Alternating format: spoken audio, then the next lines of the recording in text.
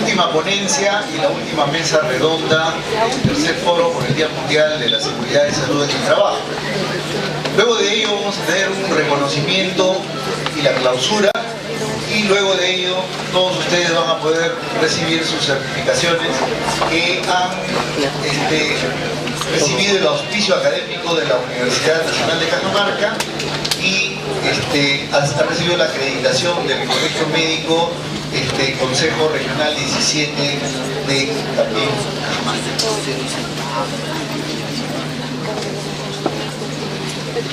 Tenemos ahora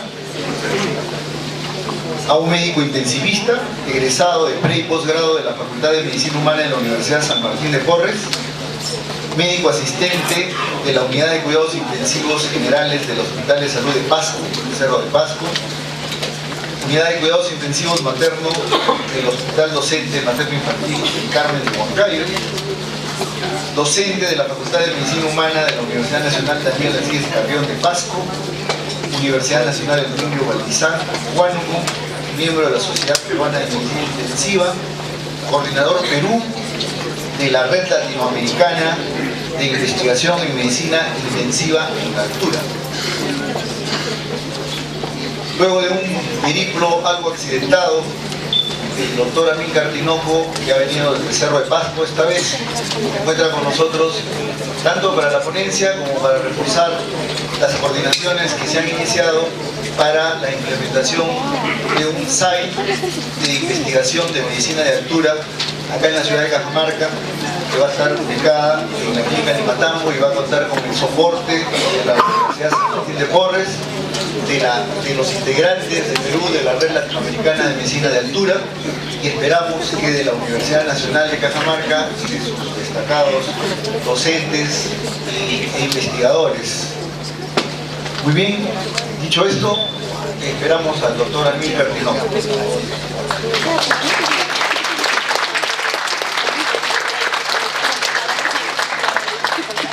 Buenas tardes, le agradezco la invitación. Como mencionado, ha sido un viaje bastante largo. Venimos desde Cerro de Pasco a una altura de 4.380 metros sobre el nivel del mar. Hemos estado a 0 metros sobre el nivel del mar en Lima y de ahí hemos vuelto a subir a 2.500 aproximadamente, me parece que está mal. 12. Entonces, verán que estoy un poco desorientado todavía, no subiendo. Sin embargo, les voy a traer la experiencia que tenemos nosotros en relación a una enfermedad bastante común de la zona donde yo vengo, ¿no? No vamos a tratar del mal de altura en general, sino el mal de altura agudo grave, que son los casos que ingresan a la unidad de cuidados intensivos de mi hospital. Entonces esto vamos a ver el siguiente punto. Si ustedes ven, existe una gran cantidad de personas que viven por encima de los 1.500 metros sobre el nivel del mar. Son 140 millones de personas a nivel mundial, estamos hablando, ¿no?, que viven por encima de este nivel y por lo tanto están expuestos a los cambios que trae la altura. Inicialmente empezamos a ver y a definir dónde empiezan los cambios a nivel del mar, ¿no? Sobre el nivel del mar. Algunos decían sobre los 4.000, sobre los 1.000, 2.500, 2.500, ¿no? Y eso fue uno de los primeros consensos que llevó la red latinoamericana al cual pertenezco, y nosotros empezamos a trabajar sobre los 1.500. Hubo mucha resistencia porque eran 1.500. No hay problemas, no hay, pero eso es mentira. Hicimos un estudio que vamos a publicar, que estamos terminando porque hemos tomado unas sometrías en 4 sitios diferentes. Uno en Huánuco, que está en 1818, donde supuestamente mis alumnos, que han sido los colaboradores de este estudio, ¿no?, entre ellos decían: nosotros somos sanos, no tenemos nada, no nos pasa nada, ¿no? Bueno, vamos a ver, 1800. Otro fue en Huancayo, donde está en Gaboro, que está a un promedio de 3.500, y otro en Cerro de Pasco. Y el control en Lima, ¿no? Sorpresa, en 1800 ya hay cambios, lo que no hay es síntomas, pero ya hay cambios, ¿no? Entonces, ustedes que están a 2700 también tienen cambios. Si ustedes empiezan a hacer algunos estudios, no hay síntomas, pero ya hay cambios y a largo plazo se va a ver esto. Entonces la altura es una cuestión en la cual nosotros estamos inmersos en estos cambios. 2.500. Fíjense ustedes este mapa, 140 millones. Avancen, por favor, ¿no? Todo lo que está en oscuro son los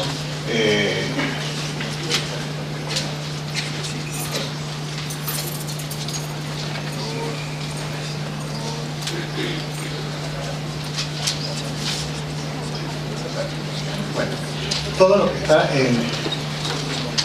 que está en rojo, ustedes ven los diferentes estamentos, son las zonas que están sobre los 2.500 metros sobre el nivel de mar y son la población que nosotros estuvimos mencionando.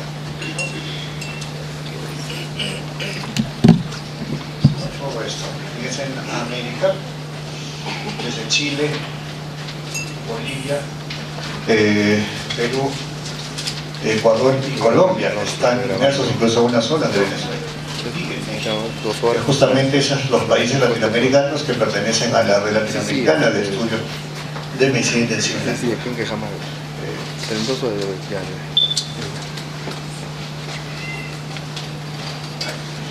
Y entonces en el Perú tenemos diversas ciudades que están sobre 2.500 metros sobre el nivel del mar, pero estos vamos a ir clasificándolos de acuerdo a sus niveles. Existen múltiples clasificaciones, pero debemos determinar, y ya que vamos a trabajar en lo que es medicina de altura, debemos definir esto, cómo vamos a trabajar y cuáles van a ser los cortes que vamos a tener para los diferentes estudios. Yo creo que esta es la más conveniente, es la que usamos nosotros en la red, en la cual tenemos 4 niveles de altura, ¿no? Una altitud media, ¿no? Así se denomina, ahí están, tienen las revisiones, de 1.500 a 2.500. Altura propiamente dicha, 2.500 a 3.500. Acá era el problema, agarramos 2.500, agarramos 1.500. Empezamos con 1.500 y como ya dije, encontramos ya cambios.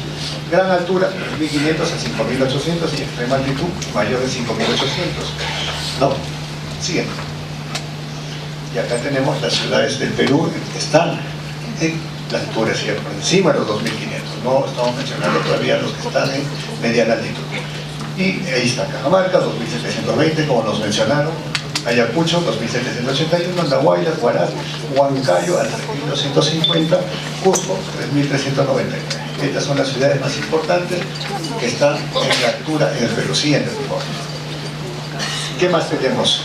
También tenemos ciudades en la gran altura o en la gran altitud. Estas son Huancavelica, Juliaca, Puno y Cerro de Pasco, que es el más alto. No, mucho más alto. Quizás, y siempre en estas reuniones que tenemos de la red, hasta ahora no me responden, creo que la unidad de cuidados intensivos de donde yo vengo es la más alta del mundo. No creo que exista una unidad de cuidados intensivos más alta que la que yo tengo. 4.380 metros, no hay. Hay ciudades más altas que Cerro de Pasco, pero no tienen hospitales ni tienen unidad de cuidados intensivos. Así que quizás vengo de la unidad de cuidados intensivos más alta del mundo a través de esta experiencia. Siguiente. Esta es una pequeña diagrama en el cual quiero mostrarles a qué nivel está Cerro de Pasco. 4.380 metros sobre el nivel, incluso sobre algunos montes conocidos, ¿no? Y ahí hay vida, ahí existe vida, ahí la gente se desarrolla, ahí hay una universidad, ahí hay 2 hospitales, ahí hay clínicas y hay cerca de 100.000 habitantes que nacen, viven, mueren ahí. Y están expuestos a todos estos cambios que vamos a ver en el siguiente. Y esto es lo que he pasado yo, pues, y lo estaba comentando, ¿no? Salí de Cerro de Pasco, que está a este nivel, bajé a La Roya, primera bajada, volví a subir hasta Ticlio, después bajé hasta Lima y otra vez estoy por acá. Todo ese recorrido que he tenido que hacer para estar con ustedes. Siguiente. Una foto, una de esas tantas veces que se cierra la carretera central y estamos parados ahí, tirados ahí en la altitud, lleno de nieves, hasta que abre nuevamente la carretera. Muchas veces me ha pasado en todo este tiempo que trabajo en Cerro de Pasco. Siguiente. Cerro de Pasco es una ciudad con 100.000 habitantes, ¿no? Tiene estadios, hay fútbol ahí, aunque ya nuestro equipo ya descendió y no creo que vuelva a ascender. A nadie le conviene que suba ese equipo porque todos tienen terror y la cual. Sí. ¿A cuánto está Cerro de Pasco? Está a 295 kilómetros desde Lima, de la capital. Tiene una población aproximada de 100.000 habitantes.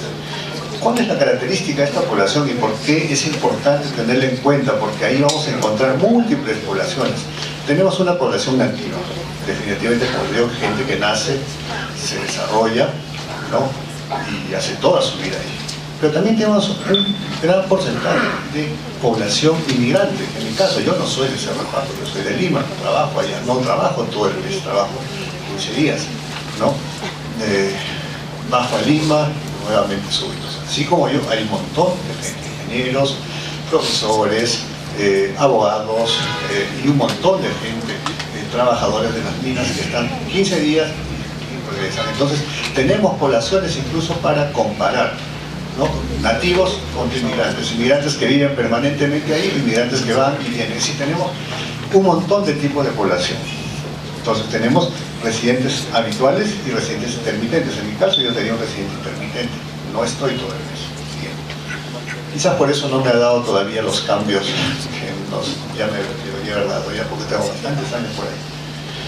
Como le dije, existen diferentes formas de clasificar la altitud. Solamente quiero mostrarles esto. Siguiente, esta es una forma. Esta es otra forma publicada el año 2004. ¿Cómo clasifican la altitud? Otro más. Esta es otra revisión, ¿no? Del año 2011. También clasifica de forma diferente la altitud. Entonces, fíjense ustedes cómo vamos teniendo problemas nosotros para hacer estudios, y es esto los primeros consensos que hemos tenido en la red de investigación. Ponernos de acuerdo cuál vamos a usar, porque empiezan ustedes a revisar la bibliografía y van a ver que existe un montón de clasificaciones diferentes. Siguiente, por favor. Y acá viene el segundo problema, lo que nosotros planteamos, ¿no? El mal de altura. Esta es la clasificación que nosotros, es la clasificación que van ustedes a encontrar muy frecuentemente. Entonces clasifican mal de agudo de montaña, edema cerebral de la altura, edema pulmonar de la altura. No estamos de acuerdo con esta clasificación.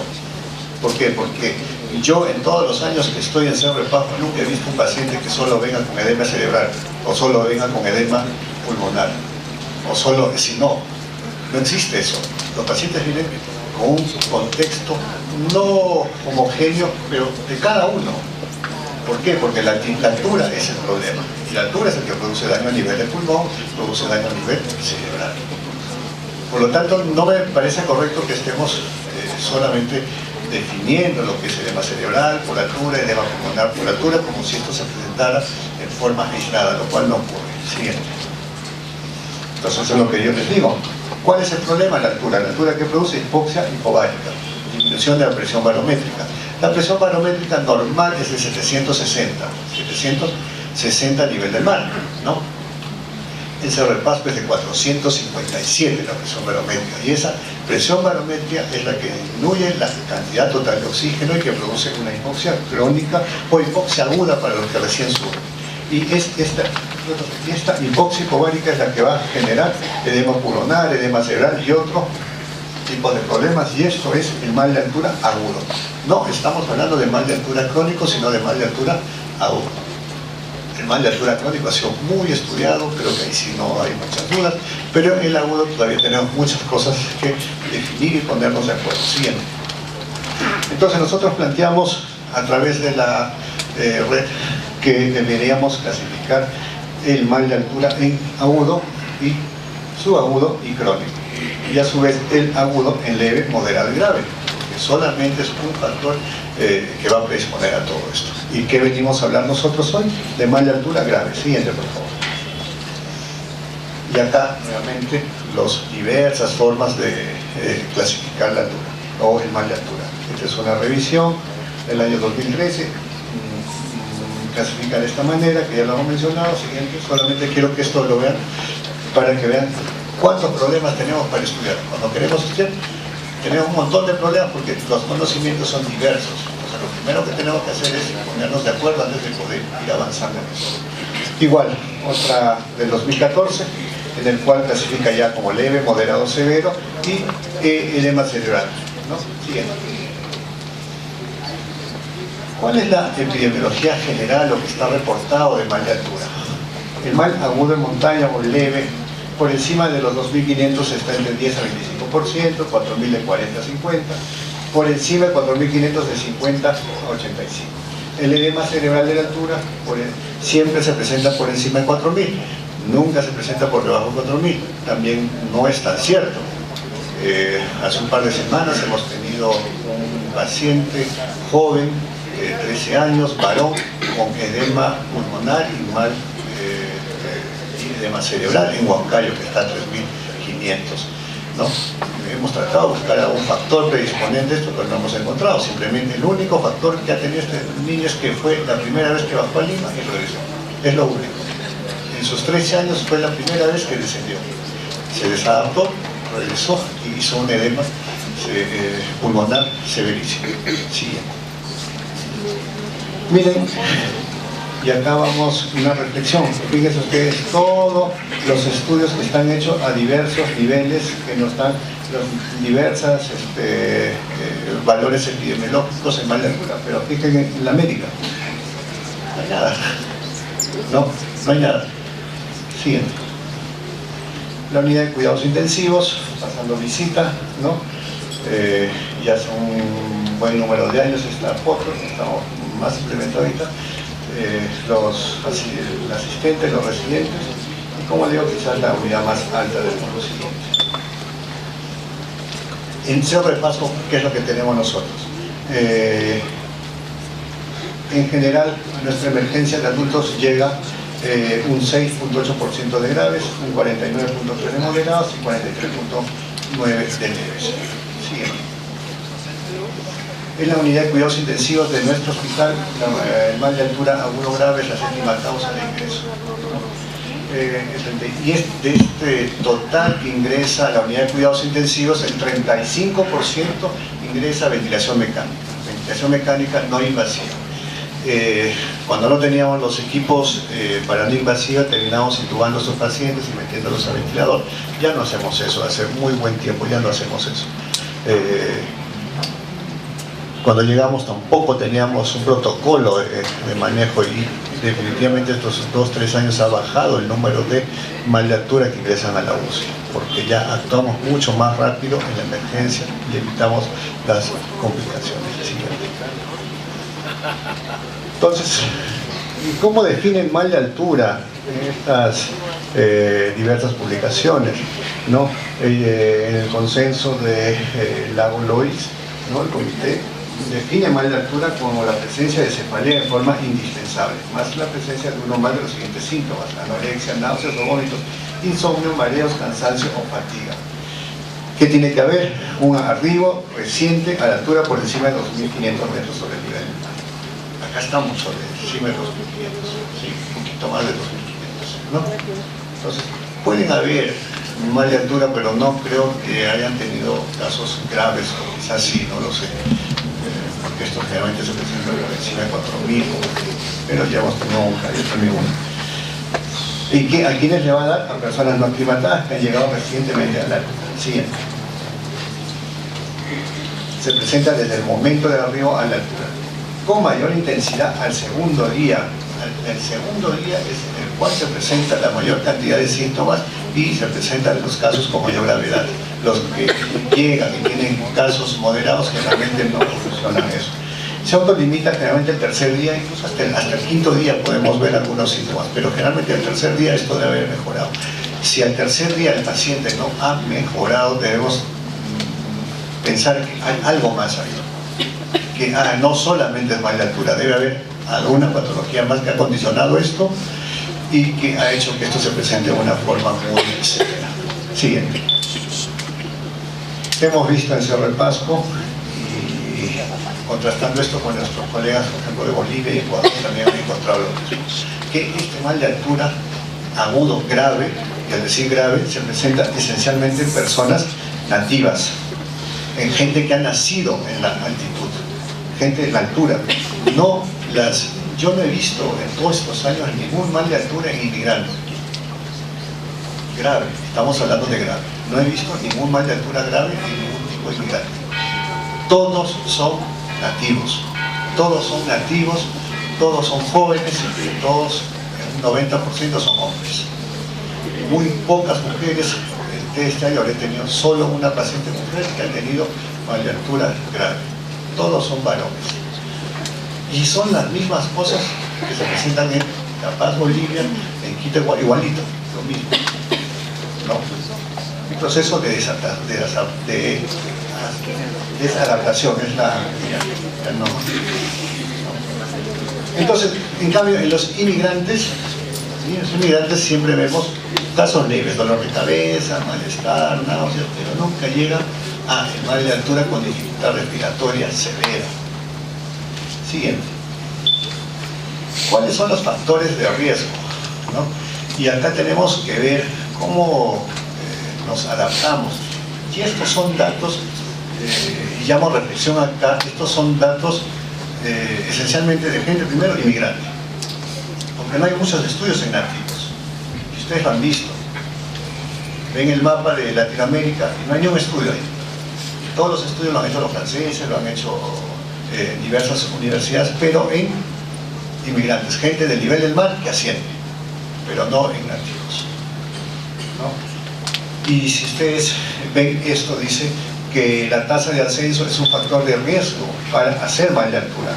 Y hablan de un ascenso rápido, y ellos definen ascenso rápido mayor de 500 metros al día, ¿no? Y por encima de los 4.000 metros de altitud. Y yo les digo, Cerro de Pasco está a 4.380 metros sobre el nivel del mar. Subimos en 5 horas, no es 500, no hay 500 ahí. En 5 horas estamos de 0 a 4.380 metros. Sí, la tasa de ascenso, la velocidad de ascenso, rápidamente lo superamos. 1000 metros por hora. 1000 metros por hora. Y le cuento que a nivel de ese, es más todavía, de Cerro de Pasco hacia Huánuco, en la mitad hay un pueblo que se llama Guayaca, que está a 1 hora y media de Cerro de Pasco, que está a 2.500, sí. En hora y media vamos de 4.000 a 2.500.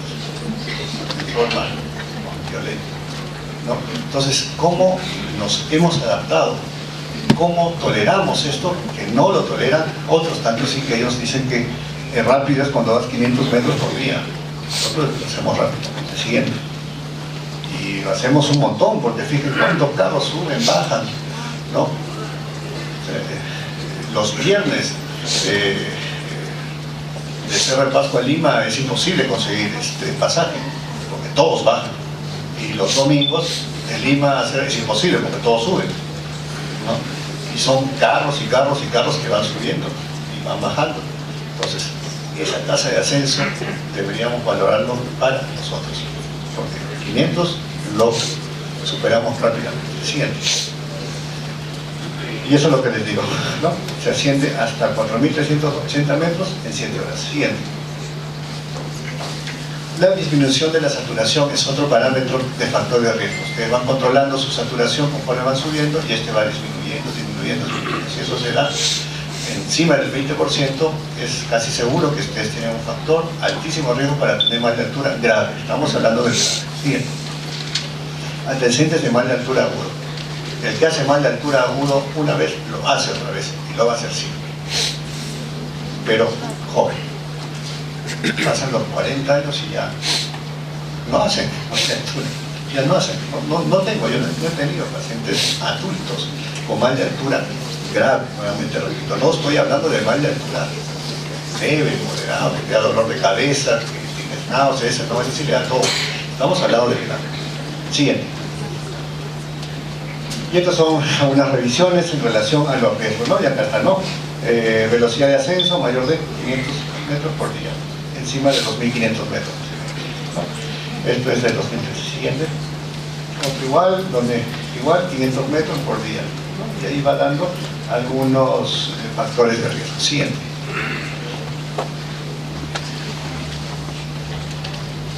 Existen varios scores que se han hecho, muchos para definir mal de altura, si es leve, moderado o grave, cuando ya se presentó. Algunos son para nivel no hospitalario, otros para nivel hospitalario. Pero quizás este es el único score que trata de predecir, antes de que uno ascienda, si una persona va a entrar o va a ser mal de altura agudo o grave.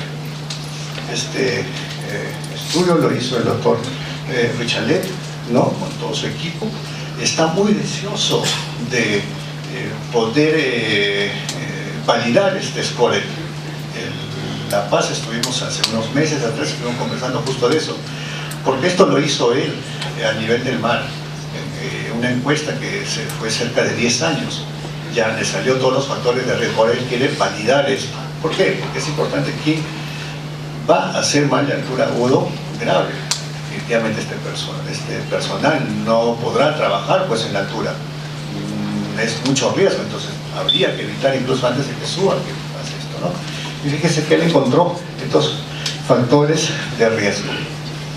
Historia de enfermedad, que ya hemos dicho, ascenso rápido, el define incluso 400 metros. Recuerden que esto es en gente que vive a nivel del mar, que nació a nivel del mar y va por cuestiones de trabajo, cuestiones de deporte, a la altura. No es en nativo, realmente no tenemos muchos estudios en nativos. Historia de migraña, encontró que también es un factor de riesgo para hacer mal de altura agudo grave.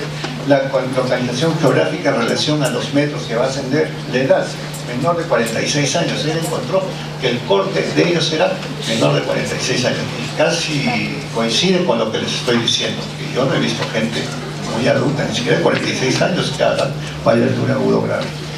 Sexo femenino, aquí no estoy muy de acuerdo, pero bueno, esos son los datos que él encontró, ¿no?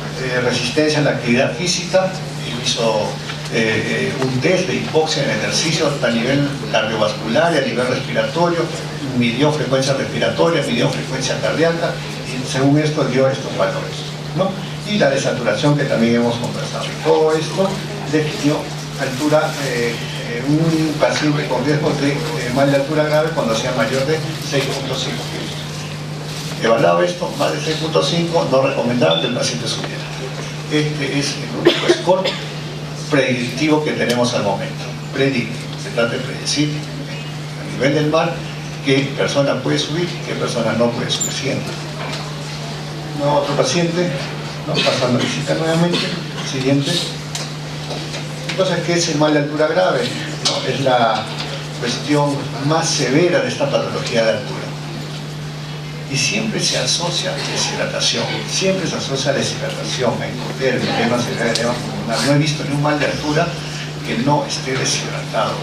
Y les cuento un poco este niño que llevó 13 años a Moncayo. Ellos no tienen mucha experiencia en esto, porque no hay, a 3.500 no hay. Pero este niño presentó.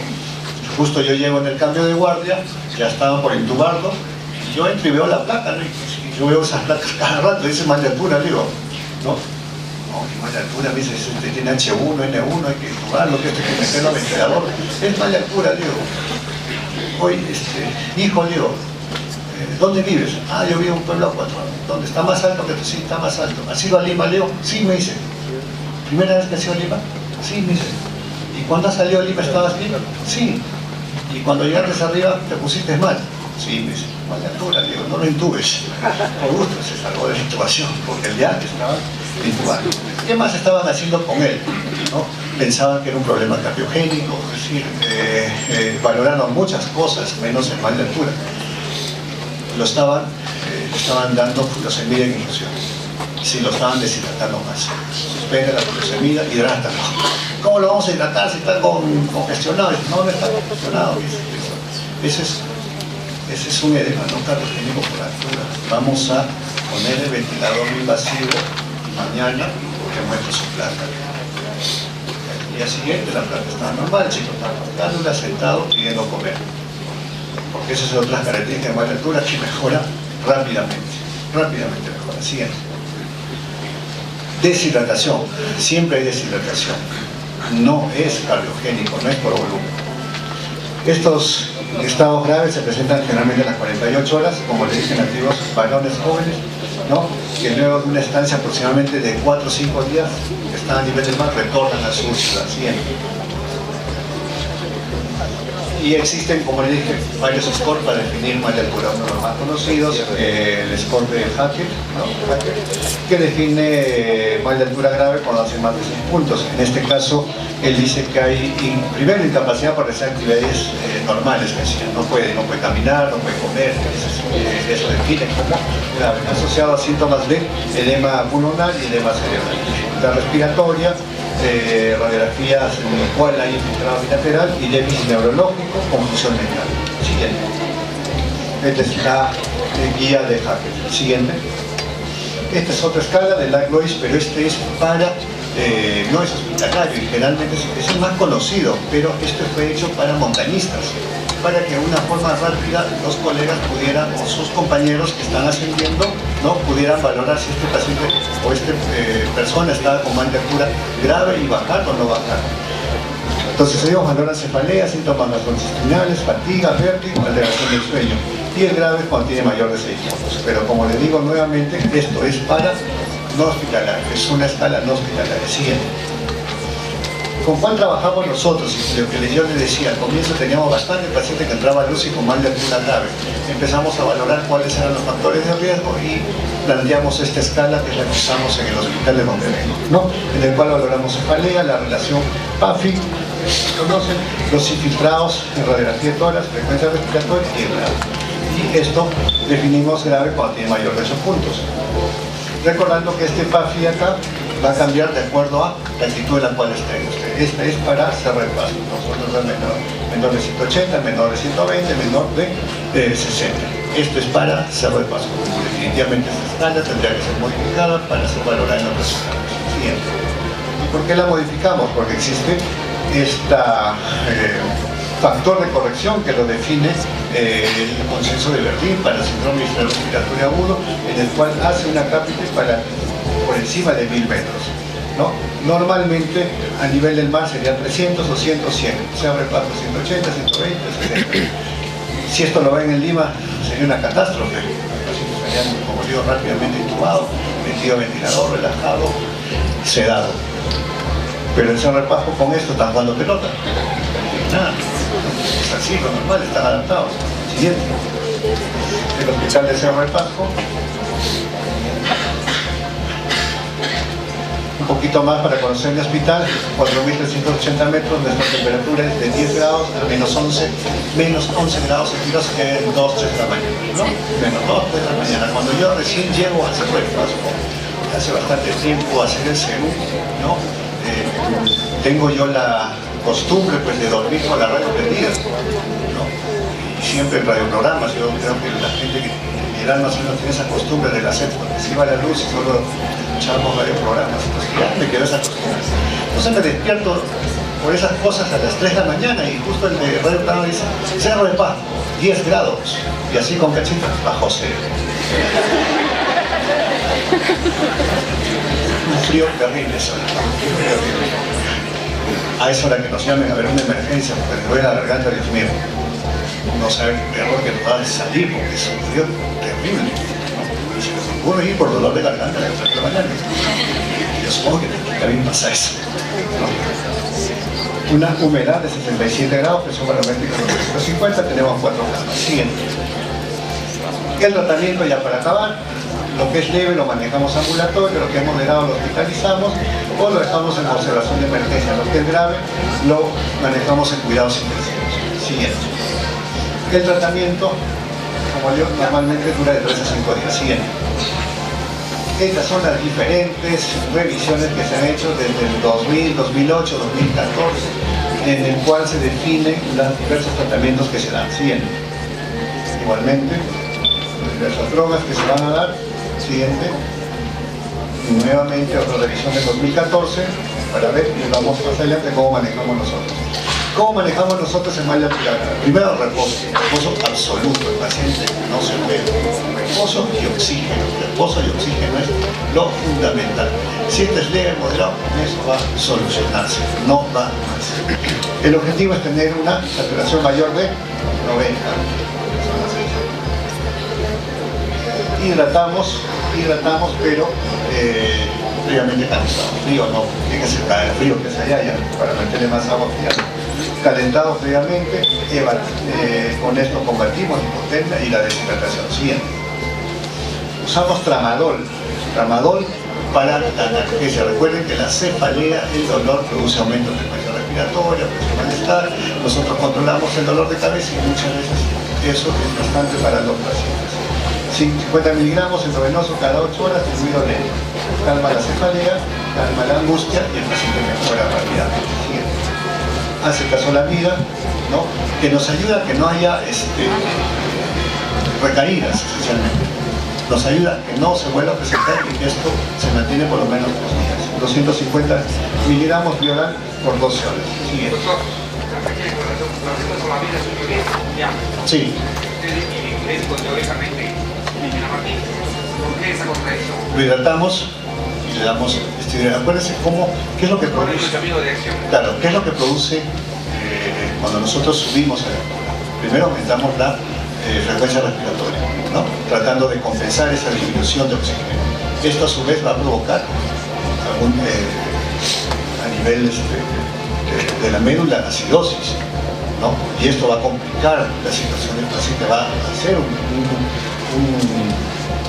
círculo vicioso. Con la acetazolamida evitamos esto. Ahora, las dosis que usamos, si bien decimos 250, nosotros estamos bajando a 125 y con eso nos va bien y con eso evitamos los problemas que usted dice. Pero sí, tenemos esos problemas. Cuando vemos la gasometría, tenemos problemas y tenemos que empezar a hidratar más. Pero si usted revisa, quizá la acetazolamida es el único que tiene consenso en el manejo que sí se debe usar. No combate el mal de altura. Lo que evita es que haya una recaída cortando ese círculo vicioso de acidosis que provoca el aumento de la frecuencia respiratoria con el CO2. Pero lo promueve como el microondas, está ahí en la cabeza. Exacto. Ajá. Acá también, si no como tratamiento, sino para evitar que vuelva a ocurrir esto. Muchas veces damos a los pacientes alta, no damos tratamiento y regresamos. ¿No? Con esto evitamos eso. Ya no hay siguiente. Dexametasona, 8 miligramos en bolo, estamos hablando de gravedad, ¿no? Y después 4 miligramos cada 6 horas. Dexametasona. Siguiente. Nifedipino. Cuando empezamos a manejar el mal de altura, empezamos con nifedipino 10 miligramos, igualito, ¿no? Si usted ve si usted ve la biodisponibilidad, los efectos de nifedipino a 10 miligramos no debe producir nada, 30 miligramos no produce, que supuestamente esto va a competir lo que es la hipertensión pulmonar que se produce por el ascenso rápido que se produce. Deberíamos dar dosis mucho más altas, pero con estas dosis mejoran. Por eso digo, hay cosas y mal de altura agudo que no están todavía definidos. Si usted empieza a buscar un montón de consensos escritos de expertos, ¿no? Pero no hay estudios grandes.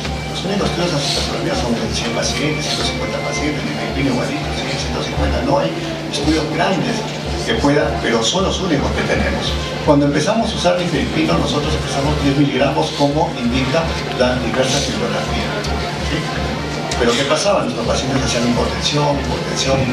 Empezamos a usar 30 miligramos cada 12, incluso ahora cada 24 y comenzó a mejorar el paciente y evitamos lo que es hipotensión. Siguiente. Y como les dije, cerca del 35% entra a ventilador mecánico no invasivo.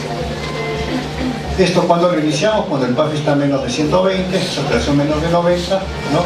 Con una frecuencia respiratoria mayor de 30 por más de una hora, a pesar de haber dado dexametasona, haber dado el oxígeno, haber hidratado y sigue mal, empezamos lo que es ventilación mecánica no invasiva. Siguiente. Usamos los ventiladores convencionales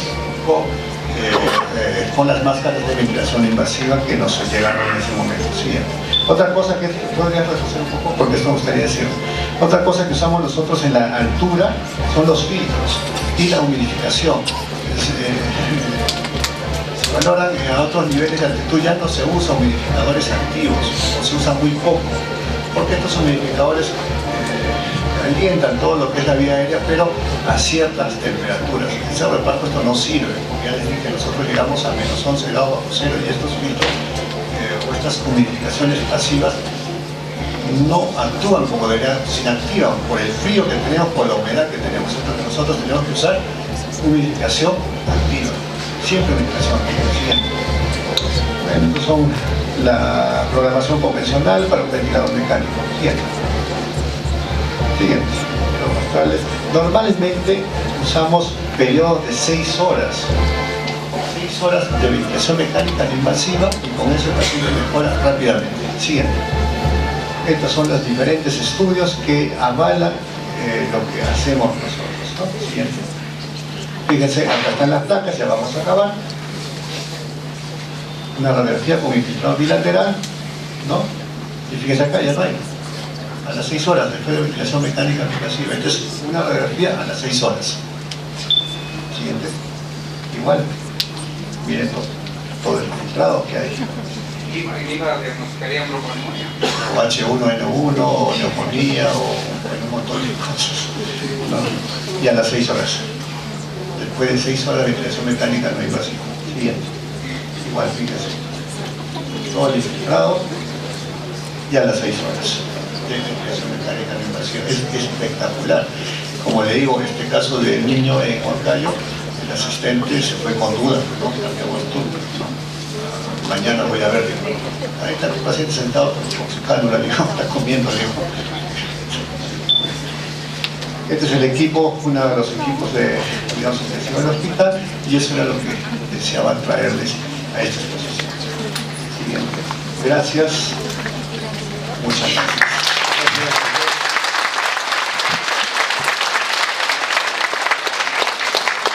Unas preguntas. ¿Cómo puedo controlar o prevenir los malestares o enfermedades del mal de altura? Esto de la prevención es todo un tema más. Existen diversos estudios para mal de altura y prevención. Esencialmente, como mencionó el doctor, acetazolamida, 2 días antes empezar a dosis de 250, cada 12 horas, 3 días antes, y esto debe mejorar. Los diversos estudios dicen que eso mejora. Si esto no se puede dar, podemos usar corticoides también 2 a 3 días antes. No tengo mucha experiencia, mi especialidad es intensivo, no veo mucho de esto, pero la literatura dice eso, ¿no? Que empecemos 2 a 3 días antes con esto, ya sea acetazolamida o ya sea dexametasona. Con eso debemos disminuir los síntomas, no desaparecerlos, no desaparecen, pero sí disminuir o evitar la presencia de que esto se vuelva grave. Hablando de gravedad, ¿cuál es el riesgo de muerte del mal de altura agudo para determinar la importancia del estudio? Perfecto. ¿Qué recomiendan? Y como les dije anteriormente, la mayoría de los estudios está hecho en gente que vive a nivel del mar, ¿no? Tiene su vida a nivel del mar, y por cuestiones de trabajo, cuestiones de deporte o cuestiones, en fin, cualquier causa sube a la altitud. Cuando se presenta un mal de altura agudo grave, por ejemplo, con los colegas de Cusco, ¿qué hacen ellos? Lo bajan al equipo, lo bajan a nivel del mar, porque todos son turistas. No, no problema. Pero en Pascua no puedo eso, porque ya les dije, estos pacientes son jóvenes, viven allá, van a volver a hacer nuevamente mal de altura cuando regresen. Inicialmente, cuando llegamos y no teníamos la ventilación mecánica invasiva, no conocíamos mucho de este problema, lo que hacíamos era bajarlos del hospital, que les digo que está a 1 hora y media, que está a 2.500, a Guayaca. Con eso mejoraban, pero retornaban y volvían a hacer otra vez mal de altura.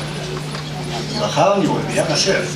¿Qué hacemos? Lo que tenemos que darle la chance que se vuelvan a adaptar a su medio normal. Hemos tenido muertos, pero muy pocos. Dice que los fallecidos no han sido jóvenes, sino gente de edad. Pero usted ha dicho que la gente de edad no hace mal de altura agudo grave. Lo hace cuando tiene comorbilidades, pacientes con problemas de insuficiencia cardíaca, problemas respiratorios, o que viajan ya con problemas infecciosos respiratorios desde el INPE. Hemos tenido 2 o 3 muertos justo en elecciones. Hablando de que este paciente no va a poder hacer sus actividades diarias, y esto ya está englobando en una gravedad mucho mayor. Este paciente lo que tiene que hacer es reposo, oxígeno, y evitar cualquier tipo de actividad física más allá de lo normal, disminuir las comidas. Es otro problema, llegan y empiezan a comer y a las 6 horas están que vomitan todo, ¿no? Porque el cerebro necesita oxígeno, y el cerebro lo que hace es sacar de todos los sitios para cuidar a este cerebro, y sacrifica en eso pues piel, intestino y todas estas cosas. Entonces, evitar actividades, ¿no? Después, por ejemplo, y siempre se presenta el segundo o tercer día.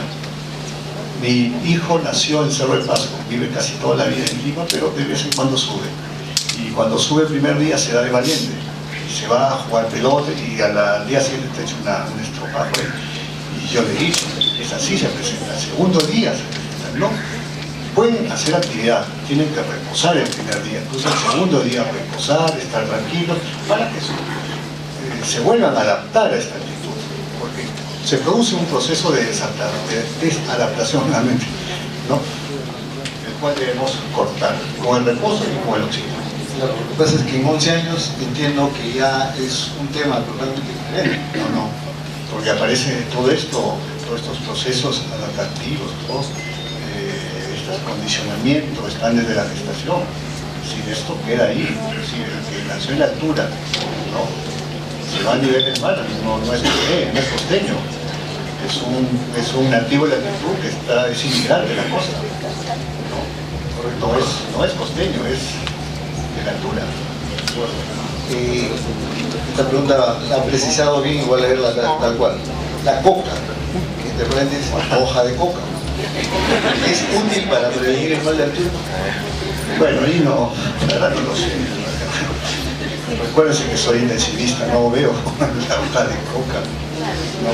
Pero sí, supuestamente lo que hace la hoja de coca es, uno, disminuir el dolor de cabeza, ¿no? Disminuir la ansiedad, y eso quizás pueda ayudar, pero en realidad no lo sé, por ahí no va mi experiencia. Tendremos que redirigir la pregunta. Esta es mía, la oxigenoterapia hiperbárica. Debería ser aplicado. Debería ser bastante implementable, no lo tenemos. Ya sabemos dónde la tenemos. Muchas gracias, doctor Tinoco. Vamos a invitar ahora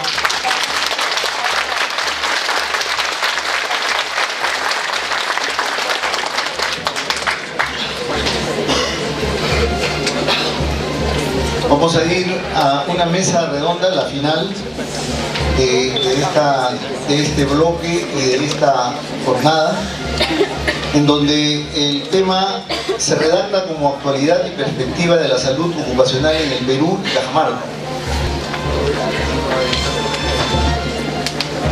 Buenas noches. Bueno, creo que viendo el auditorio este tercer foro, salud y seguridad en el trabajo, pues es un éxito. Eso es un aliciente para la clínica Limatambo, que es el principal organizador del evento. Para mí es un gusto estar acá y quiero agradecer al doctor Vergara, al doctor Luis Escalante por haberme permitido estar en esta oportunidad para poder dirigirles algunas palabras y formar parte de esta mesa tercera de la reunión.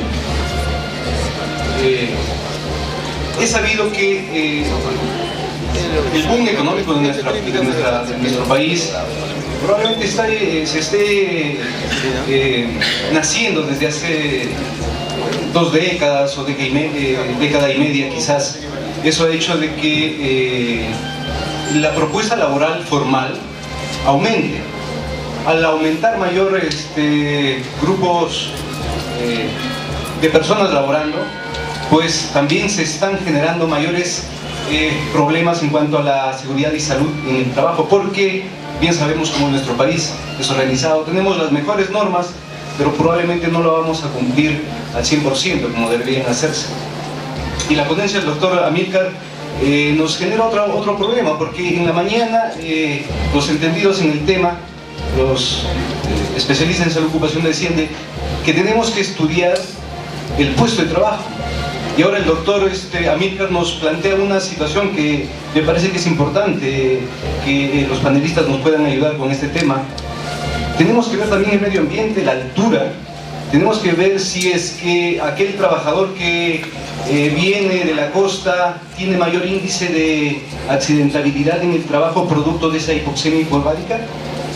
Nos planteamos esas preguntas y quizás ese tipo de situaciones podrían cambiar la normatividad actual vigente. El doctor Ramírez quizás nos podría ayudar en ese sentido con su amplia experiencia también trabajando en proyectos mineros. Entonces, hablando de la actualidad de la seguridad y salud en el trabajo a nivel de Perú y a nivel de Cajamarca, básicamente, desde el boom de la actividad minera en la ciudad, pues definitivamente no sé si hay más control de parte de los órganos que rigen estas normas o que deberían estar detrás de ellas si es que las empresas hacen caso a esta normatividad.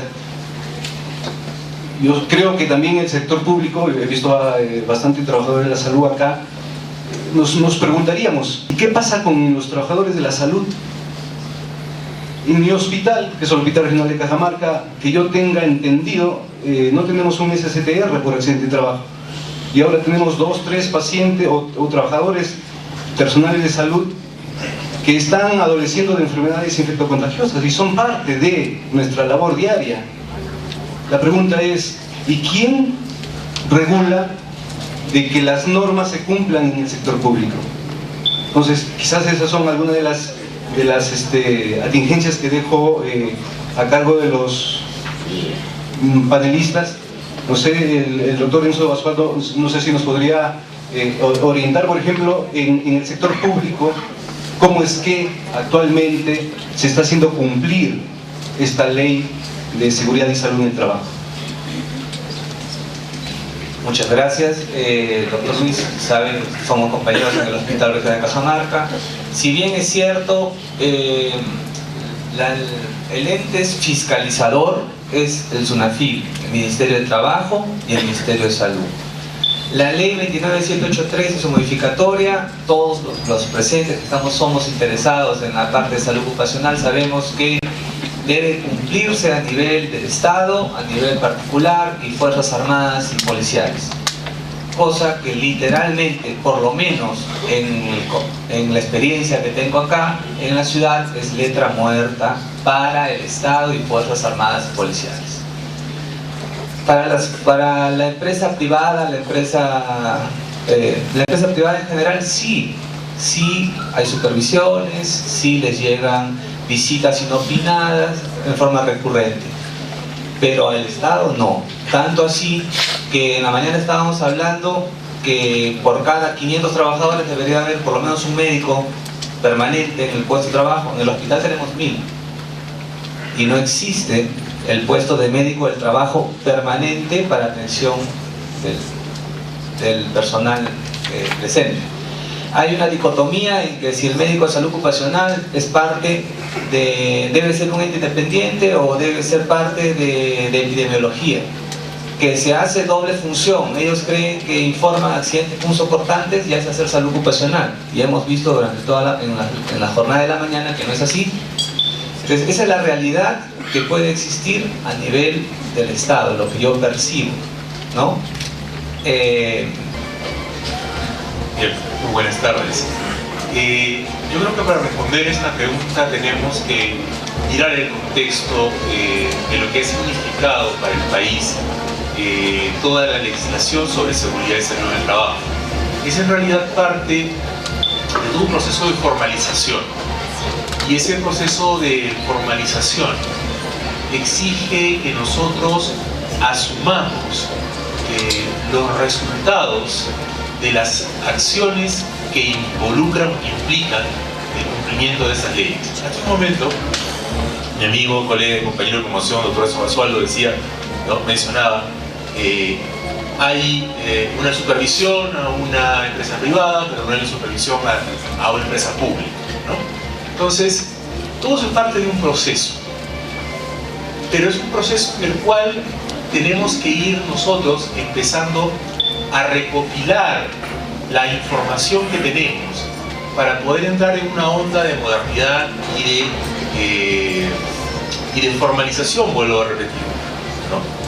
Resultados de investigaciones, por ejemplo, que se realizan sobre mal de altura, sobre los problemas de hipoxemia, todas estas cosas, nosotros tenemos que ser capaces de integrarla al cumplimiento de las normas.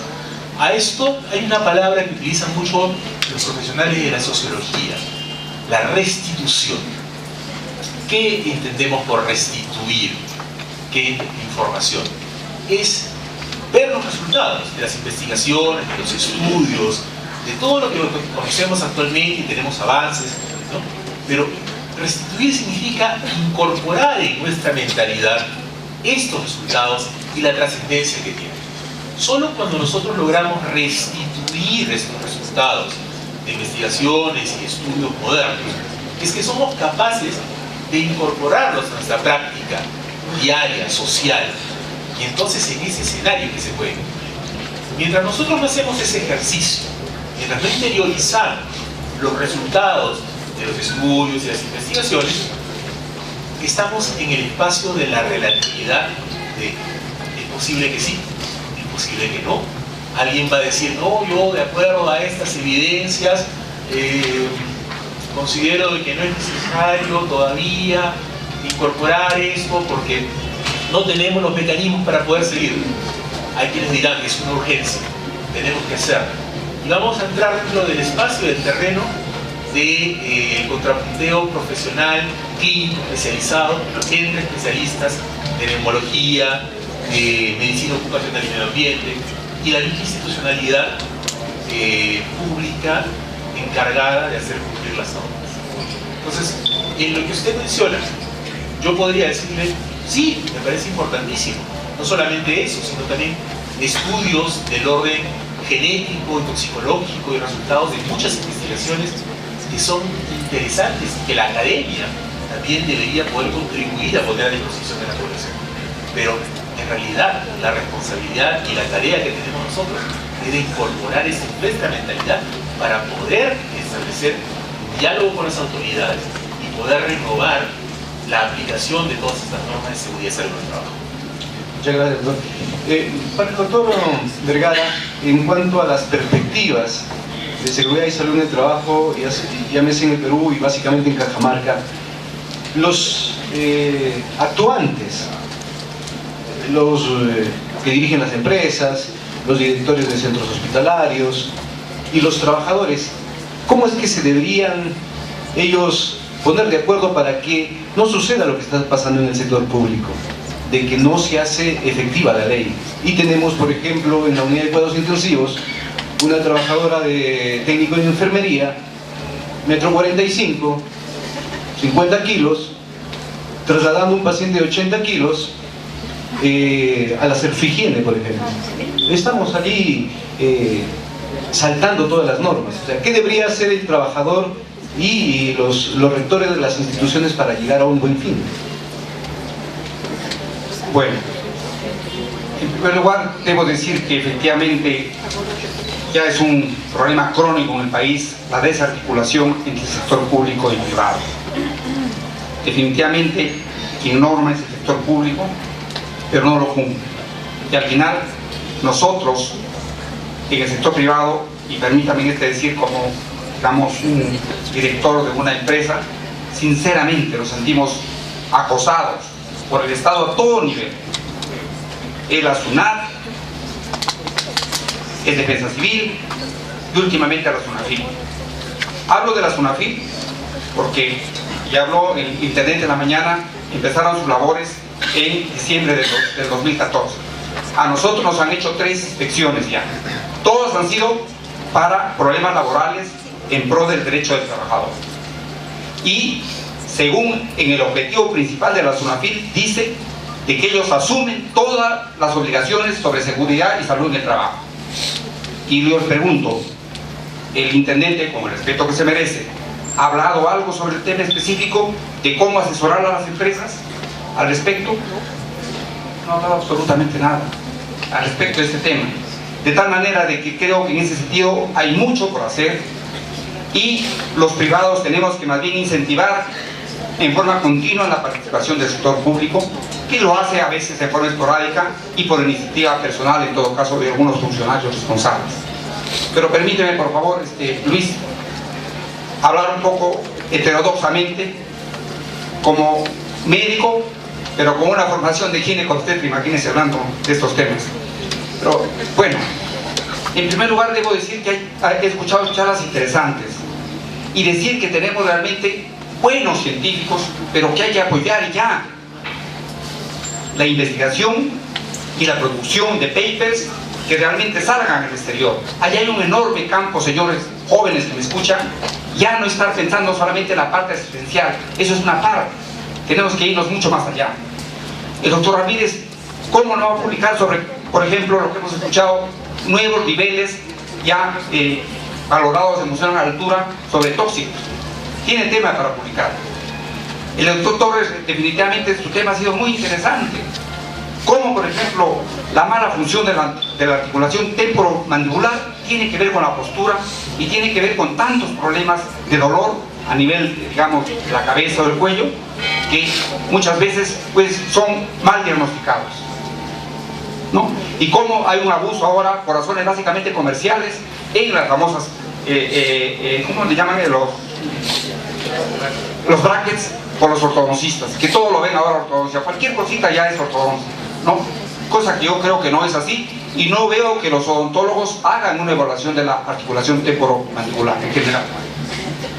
E indudablemente también, por ejemplo, ¿cómo no decirle al doctor Tinoco que realmente promueva una reunión con expertos en medicina de altura de países andinos para que hagamos nuestra propia literatura y pongamos nuestras propias normas? No me parece correcto, por ejemplo, ver que la mayoría de autores son anglosajones y hablan sobre experiencias anglosajonas, pero no hablan sobre experiencia nativa. Entonces, en ese sentido, yo creo que también debemos tomar la iniciativa. Ya estamos en la capacidad en Latinoamérica para avanzar en este sentido. Por otro lado, por favor, decirles, señores, muchos han viajado a Chile, a Ecuador, a Colombia, acá no va cerquita. La escuela peruana médica tenía importancia y era muy respetada en el siglo XIX. En el siglo XX perdimos el paso, y más aún en la segunda mitad del siglo XX. Es tiempo de este siglo XXI de empezar una nueva época en el Perú y renovar e impulsar la escuela médica peruana, dentro de los cuales están estos temas de seguridad y salud en el trabajo.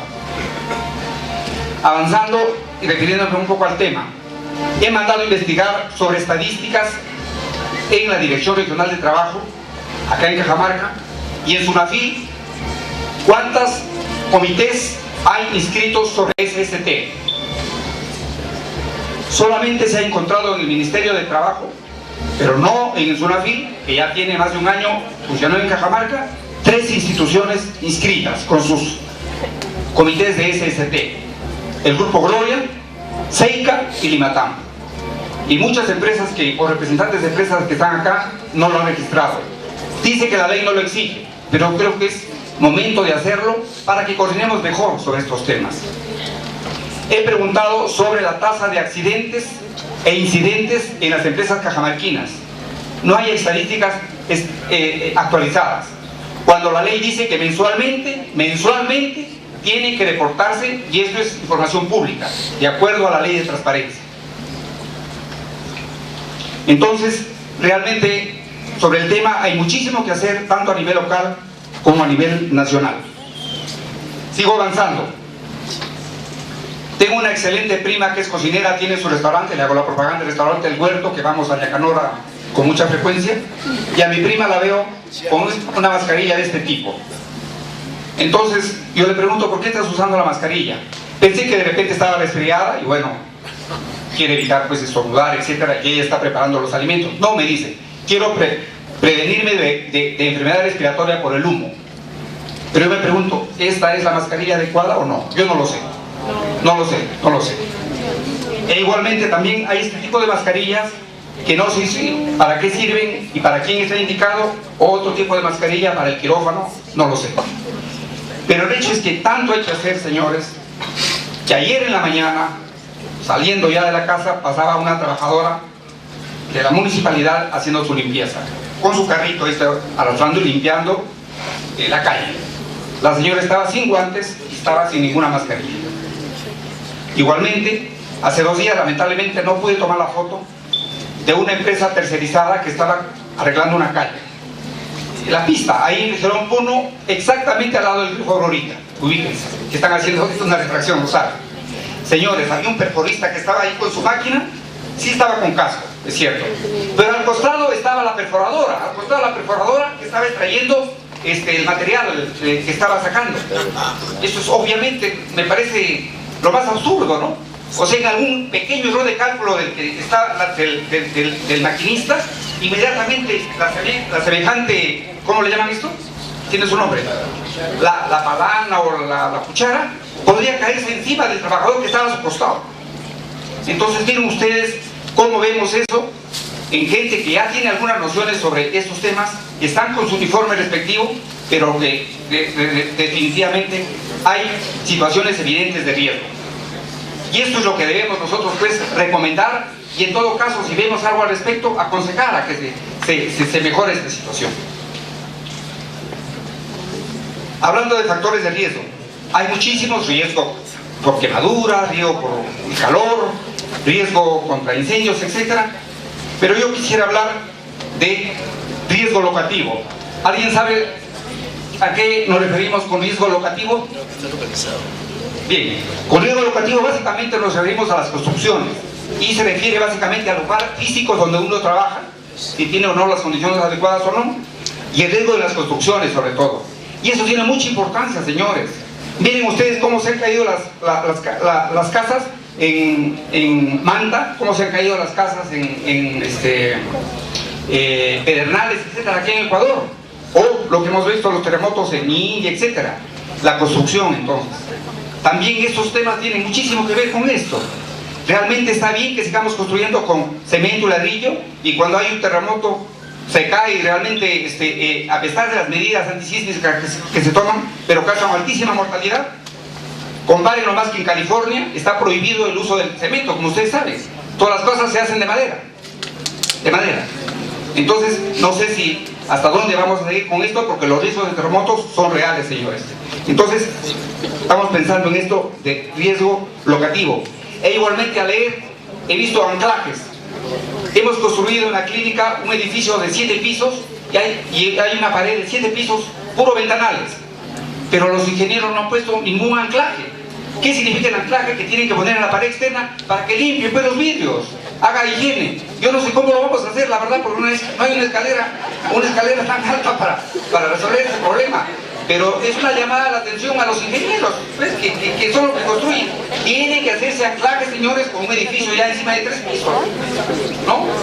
Para la limpieza y para otras cosas de mantenimiento también.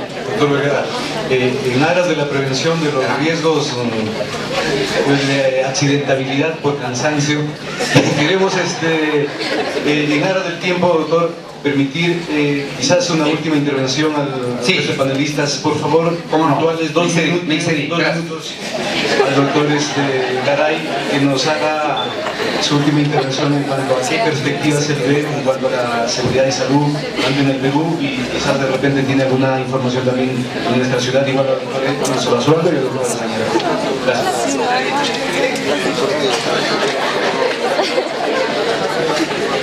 Ok, bueno, es evidente que la seguridad y salud del trabajo es, como dije hace un momento, todo un reto de cumplimiento. Si bien es cierto, toda esta tendencia, toda esta legislación nos ha puesto, digamos, en una situación de cumplir, ¿no?, con algunas indicaciones, y nos ha llevado, digamos, al tema de fortalecer el derecho de los trabajadores. También tiene que ponernos a pensar que hay una responsabilidad implícita. Ningún sistema preventivo, y obviamente de seguridad y salud del trabajo, el componente preventivo es muy importante, funciona si es que no hay una corresponsabilidad de aquel a quien está llamado, o a quien digamos es el objeto de la prevención. Si tenemos trabajadores los cuales nosotros vamos a hacer esfuerzos por prevenir y evitar problemas relacionados con salud ocupacional, es necesario también que el trabajador se comprometa en una actitud que le permita corresponder a esos esfuerzos que se hacen por proteger su salud. Entonces, ese es un primer elemento que tenemos que tener claro. El derecho, que es inherente a cada uno de nosotros, implica también el deber de cumplir, ¿no? Entonces, eso por un lado. Por otro lado, tenemos que ir pensando cada vez más en sofisticar nuestros procesos. Es cierto, hemos escuchado una serie de exposiciones interesantísimas, ¿no?, muchas de ellas de orden clínico, otras de ellas de orden ergonómico. Tenemos muchas cosas que tenemos que ir incorporando a nuestra práctica de seguridad y salud del trabajo. Y en ese sentido, yo quiero más bien resaltar el rol que tiene la academia, en este caso las universidades, de empezar a producir la información que se requiere, las investigaciones, como decía el doctor Vergara, a nivel local, a nivel nacional, que nos permitan reflexionar sobre aquellas cosas que tenemos que ir mejorando y que tenemos que ir fortaleciendo y que tenemos que ir incorporando a nuestra práctica de seguridad y salud del trabajo. Hoy en día no podemos negar que tenemos una tecnología que se nos presenta, no solamente la tecnología asociada a las moléculas, sino también la tecnología que surge, por ejemplo, en los estudios de genética, biología molecular, y que nos pueden ayudar, por ejemplo, a entender mejor lo que algunos de nuestros expositores nos han dicho el día de hoy, ¿no? La capacidad de poder adaptarnos a las condiciones que el trabajo exige, y también la posibilidad de reflexionar a nivel de los centros laborales sobre qué es lo que podemos hacer, qué podemos hacer mejor, qué podemos recuperar, o quizás cómo podemos nosotros adecuarnos de la mejor manera para poder producir dentro de un sistema laboral. Hoy en día creo que tenemos oportunidades muy importantes que surgen fundamentalmente de las investigaciones que podemos hacer, y creo que más allá de la contribución que las universidades pueden hacer con respecto a formar competencias en profesionales en medicina ocupacional o salud ocupacional, hoy en día se abre el reto de producir nueva información científica que nos ayude a nosotros a poder enriquecer este escenario de cumplimiento de la Ley de Seguridad y Salud del Trabajo en la Educación. Muchas gracias, doctor. Bueno, yo creo que muchos de ustedes conocerán a alguien, un vecino, un amigo, un familiar que haya tenido un accidente de trabajo. ¿Alguno ha conocido, aunque sea pequeñito, el accidente? ¿Conocen? Pásame la primera diapositiva, la siguiente. Esta es la realidad de Cajamarca, año 2014. ¿Cuántos accidentes han sido reportados en Cajamarca? 0. 2015, avanza por favor. O el otro, ahí avanza. 5. O 2015, 5. 4 accidentes de trabajo, 1 incidente peligroso. Para el 2016, vamos más o menos, avanza. 13. ¿Listo? Inclusive en la tabla, regresa, ahí aparece por actividad económica A, B, C, D, ahí al costado, bueno, se sabe por grupos de trabajo, pero vean, 2011 se dio la ley, 2014 llegó SUNAFIL, 0 accidentes. ¿Culpa de quién es que no haya reporte de accidentes? Los reportes de accidentes debe hacerlo el empleador, 1. Y 2, los centros asistenciales, todas las clínicas, centros médicos, hospitales que atendemos esos accidentes, sean leves, sean regulares, moderados, severos o mortales, y tenemos la obligación de hacerlo en las 24 horas. ¿Okay? Entonces a veces podemos nosotros hablar de más, hablar de menos, pero esta es la realidad. ¿Okay? O sea, nosotros mismos no informamos. ¿Qué vamos a esperar que el empleador vaya a informar?